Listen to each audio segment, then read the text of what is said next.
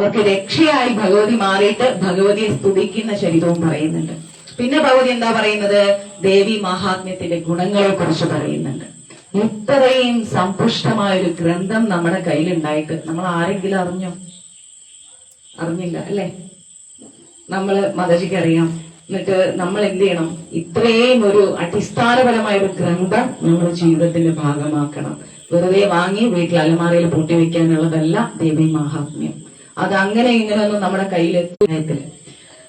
പിന്നെയോ അങ്ങനെ പ്രഥമ ചരിതത്തില് മഹാകാളി, മധ്യമ ചരിതത്തില് മഹാലക്ഷ്മി, ഉത്തമ ചരിതത്തില് മഹാസരസ്വതി, ഈ തത്വങ്ങളെയെല്ലാം ത്രിമൂർത്തികളെ ഉള്ള പോലെ തന്നെ മഹാകാളി, മഹാലക്ഷ്മി, മഹാസരസ്വതി, ഈ 3 പേരെ കുറിച്ചും പ്രഥമ ചരിതത്തിൽ തന്നെ പറയുന്നുണ്ട്. അങ്ങനെയുള്ള ദേവി മഹാത്മ്യം, സൃഷ്ടിസ്ഥിതി സംഹാരകമായിരിക്കുന്ന ഈ 3 ദേവിമാരുടെ അനുഗ്രഹവും നമുക്കുണ്ടാവും, സംരക്ഷണം ഉണ്ടാവും, ജ്ഞാനമുണ്ടാവും, ഐശ്വര്യമുണ്ടാവും. ഇന്നത്തെ ദിവസം നിങ്ങളുടെ ഫോട്ടോ എടുത്ത് വയ്ക്കാം. ഫസ്റ്റ് ചെയ്യേണ്ടത് മഹാത്മ്യം പാരായണം ചെയ്യണം എന്ന് വിചാരിക്കുന്ന ഫസ്റ്റ് ഡേ നിങ്ങളുടെ ഫോട്ടോ മൊബൈലിൽ എടുത്ത് വയ്ക്കുക. പാരായണം ചെയ്ത് പോയിട്ട് കുറച്ചു കാലം കഴിയുമ്പോൾ ഒന്നുകൂടി ഫോട്ടോ എടുക്കുക. ഈ 2 ഫോട്ടോയും കൂടി നോക്കിയാൽ നിങ്ങളുടെ മുഖം തന്നെ മാറിയിരിക്കുന്നത് നിങ്ങൾക്ക് അറിയാൻ പറ്റും. അമ്മയുടെ ചൈതന്യം നമ്മളിലേക്ക് ഇങ്ങനെ വരാൻ തുടങ്ങും. ഭഗവതിയുടെ അനുഗ്രഹം വന്ന് നമുക്ക് തന്നെ തോന്നും, അല്ല എനിക്ക് ഒരുപാട് എന്റെ മുഖമൊക്കെ മാറിയതുപോലെ തോന്നുന്നു. കണ്ണുകളിലെല്ലാം ഒരു തീക്ഷ്ണത, ഒരു വശ്യം, നമ്മൾ പറയുന്ന വാക്കുകൾ സത്യമായി മാറാൻ തുടങ്ങും. ഭഗവതി നമുക്ക് ഏത് പ്രതിസന്ധി ഘട്ടത്തിലും ഒരു കവചമായി കൂടെ നിൽക്കും. പല കാര്യങ്ങളും സ്വപ്നത്തിൽ പോലും ഭഗവതി കാണിച്ചു തരും. ചില കാര്യങ്ങൾ ചെയ്യണോ ചെയ്യണ്ടേ എന്നുള്ള ആ ഒരു സംശയമായ സമയത്ത് ഭഗവതി ഉള്ളിലിരുന്ന് പറയും, അത് ചെയ്യണ്ട. ഒരാൾ നമ്മളെ ഉപദ്രവിക്കാൻ വരികയാണെങ്കിൽ അവർ വഴിമാറിപ്പോവും, വേണ്ട. ഇനി എന്തെങ്കിലും കിട്ടണം, അല്ലെ ആരോടും പറയാൻ പറ്റാത്തൊരു കാര്യങ്ങൾ അതുപോലും ഭഗവതി നമുക്ക് നടത്തിത്തരും. അതാണ് ദേവി മഹാത്മ്യത്തിന്റെ ശക്തി. അങ്ങനെ ദേവി മഹാത്മ്യം പാരായണം ചെയ്യാൻ വേണ്ടി നമുക്കൊരു ഗുരുവിന്റെ ഉപദേശം വേണമെന്ന് ചോദിച്ചാൽ അമ്മ തന്നെയാണ് ആദ്യം. ആണെങ്കിൽ നേരെ ഒരു മഹാത്മ്യം എടുക്കുക, സൂര്യദേവനെ പ്രാർത്ഥിക്കുക, ഭഗവതിയെ പ്രാർത്ഥിക്കുക, തുടങ്ങുക മഹാത്മ്യം. അത്രയും മതി. അതിൽ നിന്ന് പോലും ആ സാക്ഷാൽ ജഗദംബിക നമുക്ക് ഗുരുവായി മാറും. അതാണ് മഹാത്മ്യത്തിന്റെ ശക്തി. അമ്മ തന്നെ നേരിട്ട് വന്ന് ഗുരുവായി മാറും. കാരണം എന്താ? ഒരു കുഞ്ഞിന് ആദ്യം ആരാ സംസാരിക്കാൻ പഠിപ്പിക്കുക? അമ്മ. അമ്മയെന്ന് വിളിക്കാനാണ് നമ്മളൊരു കുഞ്ഞിനെ ആദ്യം പഠിപ്പിക്കുക. അവൻ അറിഞ്ഞോ അറിയാതെയും കഴിഞ്ഞ ജന്മത്തിൽ ബാക്കി വെച്ച അമ്മയെ എന്ന വിളി ഈ ജന്മത്തിലും ആവർത്തിക്കും, അല്ലെ? അമ്മയെ എന്ന വിളി ഏത് ജന്മത്തിൽ അവൻ അവസാനിപ്പിച്ചു, വീണ്ടും പുതിയ ജന്മതെന്ന് വെച്ചു കഴിഞ്ഞാല് പൂജാമുറിയിലോ അല്ലെങ്കിൽ ശുദ്ധിയുള്ള വൃത്തിയുള്ള ഒരു സ്ഥലങ്ങളിലോ എവിടെയെങ്കിലും പട്ടിൽ പൊതിഞ്ഞു വേണം ഗ്രന്ഥം സൂക്ഷിക്കാൻ. അലക്ഷ്യമായി ടേബിളിലും അവിടെയും ഇവിടെയും ഷോക്കേസിലും ഒന്നും വെക്കരുത്.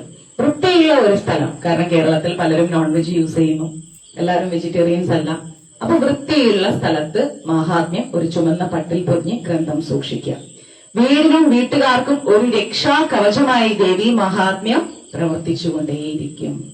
ആ മഹാത്മ്യം വീട്ടിൽ വെച്ചാല് വീടിനും വീട്ടുകാർക്കും ഒരു രക്ഷാ കവചമായിട്ട് ദേവി മഹാത്മ്യം വർത്തിക്കും. മാത്രമല്ല, കത്തിച്ച നിലവിളക്കിന് മുന്നിൽ അകമഴിഞ്ഞ ഭക്തിയോടെ പീഠത്തിൽ വെച്ച് ദേവി മഹാത്മ്യം പാരായണം ചെയ്യണം. തറയിൽ വെക്കാൻ പാടില്ല, ഒരിക്കലും ചെയ്യരുത്, തറയിൽ വെക്കരുത്.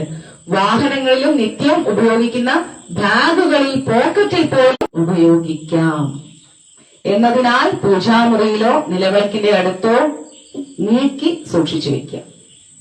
കുറച്ച് മാറ്റി സൂക്ഷിച്ചു വെക്കുക. കാരണം നമ്മൾ ഏത് സമയത്തും മഹാത്മ്യം എടുക്കും, അല്ലെ? പെട്ടെന്നൊരു ടെൻഷൻ വന്നു, എന്താ ചെയ്യേണ്ടതെന്ന് അറിയില്ല, ഒരു പ്രതിസന്ധി ഘട്ടം വന്നു. പൊതുവെ വരുന്ന കേരളത്തിൽ വരുന്ന പ്രതിസന്ധി ഘട്ടം സാമ്പത്തികമാണ്. അയ്യോ, നാളെ അയാൾ കാശ് ചോദിച്ചു വരും, പിന്നെ എന്തായി പറയണേ, കിട്ടും. നീ സംശയന ഞാൻ പറയുന്നു, മഹാത്മ്യം കയ്യിൽ പിടിച്ചിട്ട് ഈ ഭഗവാന്റെ തിരുസന്നിധിയിൽ വെച്ച് ഉറപ്പായിട്ടും ഭഗവതി സംരക്ഷിക്കും. സംശയമില്ലാത്ത കാര്യമാണ്. അതുപോലെ മഹാത്മ്യ ഗ്രന്ഥ പാരായണത്തിലെ നിഷ്ഠകളുണ്ട്. ഒരുപാട് നിഷ്ഠകളോടുകൂടി വേണം ജപിക്കാൻ. എന്താണ് ഈ നിഷ്ഠ? ദേവി മഹാത്മ്യ ഗ്രന്ഥം എങ്ങനെ പാരായണം ചെയ്യണമെന്ന് പല ആചാര്യന്മാരും നമ്മളോട് പഠിപ്പിക്കുന്നുണ്ട്. അതുപോലെ തന്നെ എങ്ങനെ പാരായണം ചെയ്യരുത് എന്നുള്ളതും നമ്മളെ പഠിപ്പിക്കുന്നുണ്ട്. അപ്പോ അശുദ്ധ ചിന്തകൾ പാടില്ല, സാമ്പത്തിക ലാഭം മോഹിച്ചും ചെയ്യരുത്. ഇത് ചൊല്ലിയാൽ ഇത് കിട്ടുമെന്ന് പറഞ്ഞിട്ടുണ്ട്, അങ്ങനെ വേണ്ട. സമ്പൂർണമായൊരു സമർപ്പണം. അശുഭ ചിന്തകൾ പാടില്ല. എന്റെ ശത്രുക്കൾ 2 പേരുണ്ട്, ഭഗവതി പോയി നല്ല അടിയടിക്കും, നാശിച്ചു തീരണമോ ഒറ്റകള്, ഇങ്ങനെയുള്ള ചിന്തകളോടും ജപിക്കേണ്ട. ഭഗവതി എന്റെ ദുഃഖ ദുരിതങ്ങൾ മാറ്റിത്തരാം, ശാന്തിയും സമാധാനവും എന്റെ കുടുംബത്തില് ഐക്യവും നിലനിർത്തുക, സമാധാനം നൽകുക. ഇങ്ങനെ നല്ല ചിന്തയോട് കൂടി നമ്മൾ എന്ത് ചെയ്യണം? ദേവി മഹാത്മ്യം കൈകാര്യം ചെയ്യണം. കുളിച്ച് വൃത്തിയായി ശരീരവും മനസ്സും വൃത്തിയാക്കി കത്തിച്ചു വെച്ച നിലവിളക്കിന് മുന്നിൽ ഇരുന്ന് പാരായണം ചെയ്യുന്നതാണ് ഏറ്റവും ഉത്തമമായ കാര്യം. അതുപോലെ ഒരു ചരിതം നമ്മൾ പകുതിക്ക് നിർത്താൻ പാടില്ല. ഇപ്പോ കവചം, അർഗളം, കീലകം മൂന്നും ജപിച്ചെന്ന് കരുതാം. ഒന്നാമത്തെ ചരിതം എടുത്ത് അത് പകുതി വായിച്ചിട്ട് മതി, ബോറടിക്കുന്നെങ്കിൽ പിന്നെ വായിക്കാം എന്ന് കരുതി നിർത്തരുത്. ആ ചരിതം, പ്രഥമ ചരിതം കംപ്ലീറ്റ് വായിക്കാം. വായിച്ചിട്ട് 13 അധ്യായം നിങ്ങൾക്ക് ബുദ്ധിമുട്ടാണ്, നേരെ ലാസ്റ്റ് പേജിൽ അപരാധ ക്ഷമാപണ മന്ത്രം ഉണ്ടാവും. ആ അപരാധ ക്ഷമാപണ മന്ത്രം ജപിക്കുക. അതായത് നമ്മൾ മന്ത്രഹീനം, ക്രിയാഹീനം, ഭക്തിഹീനം എന്തെങ്കിലും തരത്തിൽ നമ്മൾ ജപിച്ചതിലോ അല്ലെങ്കിൽ ചിന്തിച്ചതിലോ അല്ലെങ്കിൽ നമ്മൾ ചെയ്തതിലോ എന്തെങ്കിലും തെറ്റുണ്ടെങ്കിൽ അമ്മ പൊറുക്കണേന്ന് അപരാധ ക്ഷമാപണ മന്ത്രത്തിലൂടെ നമുക്ക് എന്ത് ചെയ്യാം? ഭഗവതിയോട് പറയാം. അപരാധ സഹസ്രാണി ക്ലേന്ദേ ഹർനിഷം മായായാനി സർവാണിമേ ദേവി ക്ഷമസ്യ പരമേശ്വരി. അമ്മയോട് ക്ഷമ ചോദിക്കുക. നമ്മൾ അറിഞ്ഞോ അറിയാതെയും ചെയ്തു പോയ സമസ്ത അപരാധങ്ങൾക്കും അമ്മയോട് ക്ഷമ ചോദിക്കുക. ഭഗവതി ക്ഷമിക്കും, ഒരു കുഴപ്പമില്ല. എന്നിട്ട് എന്ത് ചെയ്യണം? നമ്മള് അതിവേഗത്തിൽ ചൊല്ലാൻ പാടില്ല, വേഗം ചൊല്ലി തീർക്കണം. നല്ല താളത്തിൽ സംഗീതമായിട്ട് ചൊല്ലാൻ പാടില്ല. ഓരോന്നും മന്ത്രങ്ങളാണ്. മന്ത്രം സംഗീതാത്മകമായി ചൊല്ലില്ല, മന്ത്രം എടുത്താണ് ചൊല്ലുക. അപ്പൊ ഓരോ വാക്കുകൾ, അതുകൊണ്ട് ഞാൻ ആദ്യം പറഞ്ഞത് ദേവി മഹാത്മ്യം കൈകാര്യം ചെയ്യുമ്പോൾ ഇങ്ങനെ എടുത്തെടുത്ത് ചൊല്ലിക്കോ വാക്കുകൾ, തെറ്റില്ല. പക്ഷെ പാട്ട് പോലെ നമ്മൾ ചൊല്ലിപ്പോകാൻ പാടില്ല. പിന്നെന്താ പറയുന്നത്? അതുപോലെ തലകുലുക്കി ഇങ്ങനെ ചൊല്ലരുത്. മഹാത്മ്യം നമ്മളിങ്ങനെ ചില ആൾക്കാരെ ഞാൻ കണ്ടില്ല, ലളിത സഹസ്രം ഓം ശ്രീമാതാ ശ്രീ മഹാരാജ്ഞി ശ്രീമത് സിംഹാസനേശ്വരി ഇങ്ങനെ അങ്ങ് തലകുലുക്കും. അതിന്റെ ആവശ്യമൊന്നുമില്ല. തലയൊന്നും കുലുക്കാതെ സ്വസ്ഥമായി ഇരുന്നിട്ട് ചൊല്ലിപ്പോവുക. ആസ്വദിക്കുന്നു എന്ന് നമുക്ക് പറയാം, പക്ഷെ ആസ്വാദനമല്ല വേണ്ടത്, സമർപ്പണമാണ് വേണ്ടത്. ഒരു ആധ്യാത്മികമായ സമർപ്പണം. ആ സമർപ്പണത്തില് മനസ്സറിഞ്ഞുകൊണ്ട് ചൊല്ലിപ്പോവാം മഹാത്മ്യം. പിന്നെ പറയുന്നു, വളരെ ശബ്ദം കുറച്ച് ചൊല്ലരുത്. മനസ്സിരുത്തി ശബ്ദം കുറച്ച് ചൊല്ലരുത്, അത്യുച്ചത്തിലും ചൊല്ലരുത്. കുഴപ്പമൊന്നുമില്ല, അതൊന്നും പ്രശ്നമല്ല. ഇനി സ്വന്തമായി എഴുതിയ ഗ്രന്ഥം നോക്കി ചൊല്ലാൻ പാടില്ല. അതുകൊണ്ട് ചില ആളുകൾ ദേവി മഹാത്മ്യം എഴുതും പബ്ലിസിറ്റിക്ക് വേണ്ടിയിട്ട്. അങ്ങനെ എഴുതിയ ഗ്രന്ഥം നോക്കി നമ്മൾ ചൊല്ലാൻ പാടില്ല. അങ്ങനെ അക്ഷരങ്ങളെല്ലാം വാക്കുകളെല്ലാം നല്ല സ്ഫുടതയോടുകൂടി ശുദ്ധമായി ഉച്ചരിച്ച് നിത്യമായിരിക്കുന്ന പൂർണ്ണമായിരിക്കുന്ന ദേവി മഹാത്മ്യ പാരായണം അത്യുത്തമമാണെന്നാണ് പറയുന്നത്. എത്ര പേര് ദേവി ഉപാസന കൊണ്ട് രക്ഷപ്പെട്ടിരുന്നത്? സാക്ഷാൽ അയ്യപ്പസ്വാമി പോലും നമ്മൾ അനുഗ്രഹിച്ചുകൊണ്ടേയിരിക്കും. അദ്ദേഹത്തിന് മുമ്പിൽ വന്നിരുന്നു പോലും നിങ്ങൾക്ക് എന്ത് ചെയ്യാം? അയ്യപ്പസ്വാമിയുടെ സഹസ്രനാമമുണ്ട്. ഇവിടെ ആരെങ്കിലും ചൊല്ലാറുണ്ടോ? അത് അയ്യപ്പസ്വാമിയുടെ സഹസ്രനാമം ഉള്ളതായിട്ട് അറിയോ? അതെ, ആരൊക്കെ ചൊല്ലാറുണ്ട്? തെറ്റിക്കോട്ടെ, ആദ്യം ചൊല്ലാനുള്ള മനസ്സാണ് ഉണ്ടാക്കിയെടുക്കുന്നത്, അല്ലെ? തെറ്റാണ് തെറ്റിക്കോട്ടെ, തെറ്റുകൾ ക്ഷമിക്കാത്ത ഒന്നും ഈ ലോകത്തിലില്ല. പ്രത്യേകിച്ച് നമ്മളെ സനാതന ധർമ്മത്തില് തെറ്റിൽ നിന്നാണ് നമ്മൾ ശരിയിലേക്ക് എത്തുന്നത്.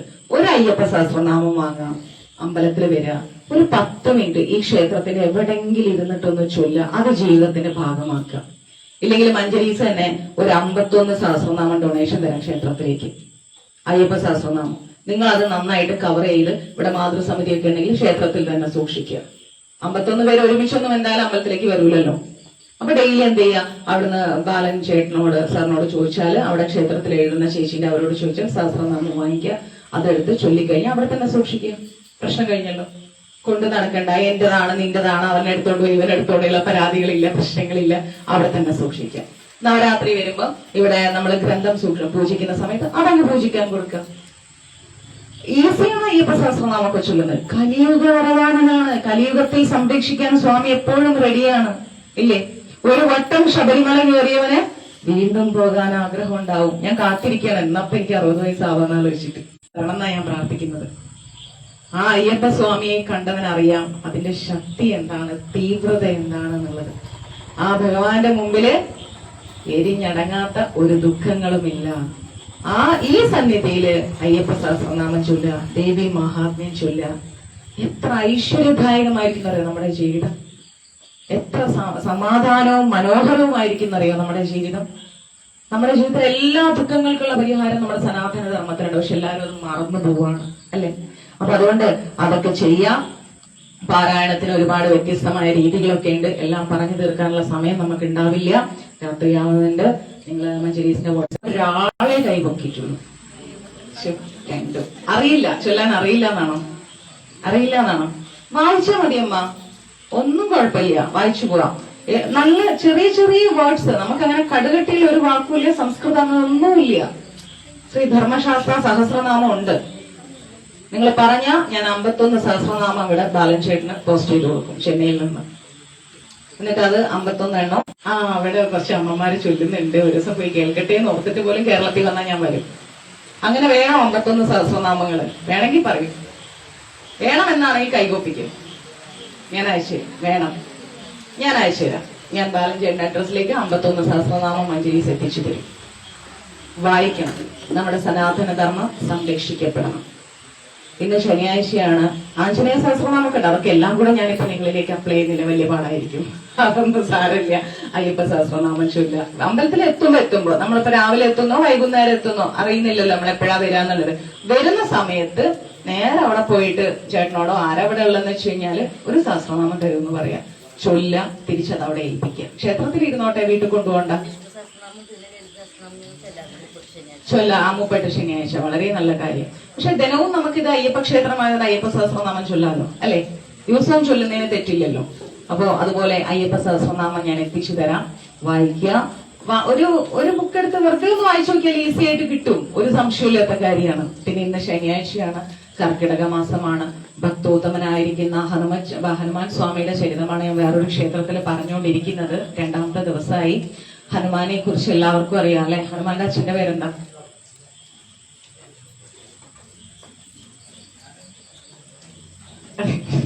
ഹനുമാൻ സ്വാമിയുടെ അച്ഛന്റെ പേരെന്താ? അമ്മയുടെ പേരെന്താ? മാതാജി മഞ്ജരീസിന്റെ ക്ലാസ് കേൾക്കുന്നതാ, ഞാൻ ഹനുമാൻ ചരിതൊക്കെ എടുത്തിട്ടുള്ളതാ. അഞ്ജന, ആഞ്ജനേയ എന്ന് പറഞ്ഞാൽ അഞ്ജനാപുത്രൻ അല്ലേ? എന്താ അമ്മേ എന്തെങ്കിലും ഐഡിയ? അമ്മ പെട്ടു നോക്കണ്ടായിരുന്നു. ഒന്നുമില്ല, അതൊന്നും കുഴപ്പമില്ല, നമ്മൾ ഒരുപോലെ തന്നെ, അതൊന്നും പ്രശ്നമൊന്നുമില്ല. നമ്മുടെ ബൃഹസ്പതി എന്ന ഒരു ദേവഗുരു ഉണ്ടായിരുന്നു. അപ്പൊ ദേവഗുരുവായ ബൃഹസ്പതിയുടെ വളർത്തുമകളായിരുന്നു ആര്? പുഞ്ചികസ്ഥല. ആരാണ്? പുഞ്ചികസ്ഥല. ഭയങ്കര ഇഷ്ടമായിരുന്നു ബൃഹസ്പതിക്ക് പുഞ്ചികസ്ഥലയെ. പക്ഷേ പുഞ്ചികസ്ഥലയ്ക്കാണെങ്കിലോ ഭയങ്കര സൗന്ദര്യമാണ്, ഭയങ്കര മനോഹാരിത നിറഞ്ഞൊരു സ്ത്രീ.